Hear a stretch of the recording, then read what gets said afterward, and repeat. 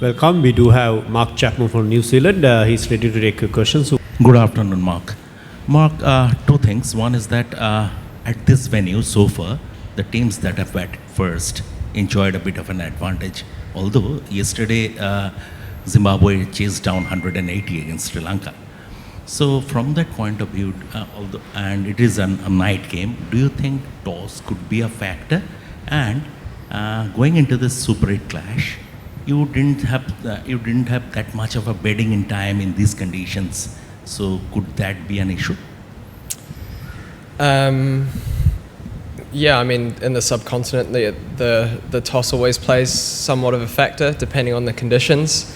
To be honest, I haven't seen the wicket yet, so I don't actually know what the pitch looks like. So I guess it's pretty hard for me to comment right now. But yeah, I mean, there'll be discussions behind the scenes with the senior leadership group as to what we want to do, and then also understanding whether dew will play a factor as well here.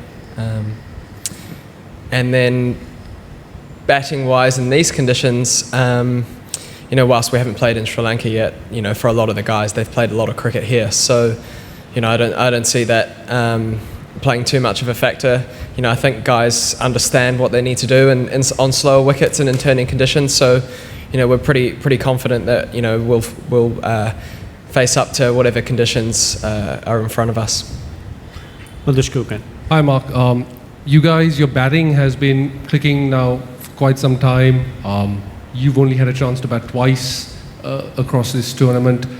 But on the bowling side, you all have been leaking runs. Do you attribute that to the pitches over in India, or do you think it's something that you guys maybe need to work on?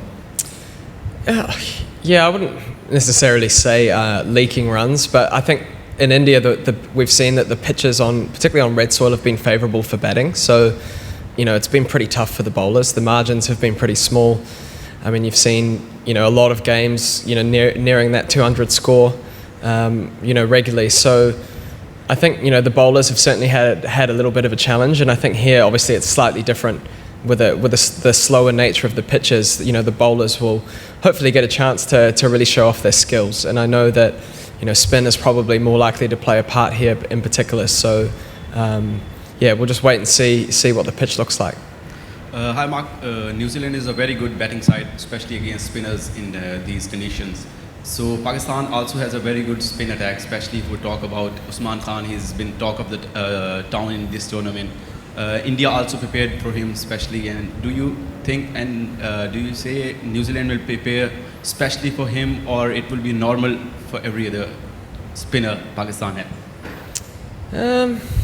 I mean, obviously Usman Tariq has a pretty unique action with the way that he stops at the crease. So, I mean, that's something to factor in.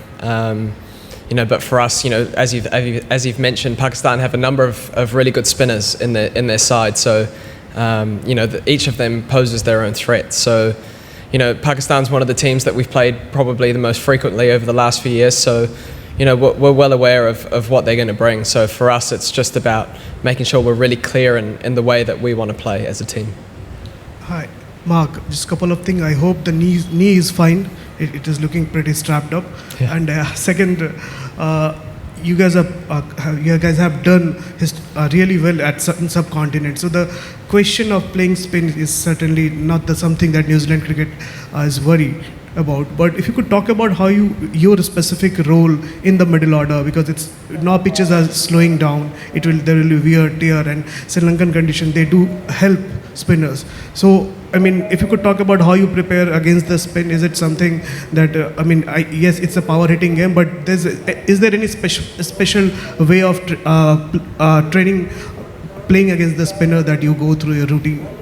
Yeah, I think here especially, given obviously the slower nature of the pitch along with the slightly bigger boundaries as well, you have to certainly change your game plan. I guess for me personally, batting in the middle, I could be potentially in the power play or in with very few overs to go. So I guess specifically against the spinners, it's probably looking at different options around like whether you employ a sweep shot more or a reverse sweep. Whereas I guess in India, where it doesn't spin as much, you can look to target the straight boundaries a little bit more. So Yeah, I mean, each batter has their own method, but I guess for myself, it's looking at different areas of the ground to hit, and obviously there's big pockets here too. So it's not all about sixes on this ground. Lots of twos, lots of fours, and running hard between the wickets is really important as well, particularly if it's not a very high score. You can ask. Hi Mark, it's Shakil Khatak from Pakistan Public TV. Mark, everyone is criticizing the ICC Super 8 stages because all of the toppers from the other groups are in Group 1 and from the second position are in the Group 2. Do you think it's a little bit unfair that all of the toppers are in the one group and the others are in the second group? And second, add that, you have already mentioned about the Pakistan bowling, but New Zealand top orders are doing pretty well. So it could be a dangerous for the Pakistan?